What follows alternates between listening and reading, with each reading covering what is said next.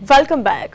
સુરત શહેરમાં ટેક્સટાઇલ માર્કેટના વેપારી સાથે 1 કરોડથી વધુ રૂપિયાની ઠગાઈ થઈ. ઠગાઈ સાથે આશીર્વાદ ટેક્સટાઇલ માર્કેટ સારોલીના વેપારી જય ગોહિલને ધમકી આપી હતી. જી હા, બીકે સિલ્કના પ્રવીણ ઠુમર અને મિતુલ બુધેલિયાએ ડાયમંડનો 1 કરોડ 36 લાખનો માલ ખરીદ્યો હતો. તેમાંથી 25 લાખ વેપારી જય ગોહિલને રિટર્ન આપ્યા હતા. બાકી રહેતા 1 કરોડ 11 લાખ રૂપિયા આપવાના બાકી છે. અનેક વખત ઉઘરાણી કરી છતાં રૂપિયા પરત નથી આપ્યા. વેપારીએ સુરત પોલીસ કમિશનરને અરજી આપી અને ન્યાયની માંગ કરી હતી.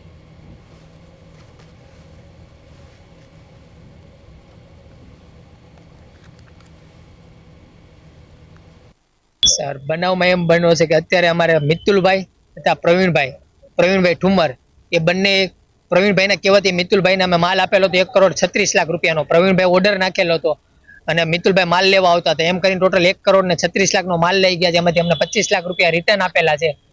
એવી રીતના બંને અમારી પાસે માલ લઈને 2 વર્ષ પહેલા અમારી આગળથી માલ લઈ ગયા હતા. એવી રીતના ટોટલ 1 કરોડ 36 લાખનો માલ લઈ ગયા છે, એમાંથી અમને 25 લાખ રિટર્ન આપી દીધેલા છે. એવી રીતના અમને દર વખતે એમ જ કઈ જવાબ નથી આપતા ને પૈસા નથી આપતા. કેટલા પૈસા તમારા બાકી છે અને અત્યારે 1 કરોડ ને 11 લાખ રૂપિયા. કઈ કઈ જગ્યાએ તમે રજૂઆત કરી છે? અમે કમિશનર સાહેબને જ રજૂઆત કરેલી છે. એફઆરઆઈ પણ થઈ ગયેલી છે. એ જેલમાં જતા રહ્યા હતા, બીજા દિવસે છૂટી ગયા હતા.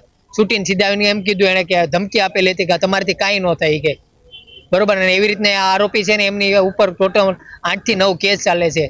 8-9 વ્યક્તિ સાથે એને ફ્રોડ કરેલો છે, તો બી એને ક્યાંય પોલીસ પકડતી જ નથી. બીજા દિવસે તરત છૂટી જાય છે અને ધાક ધમકી આપે.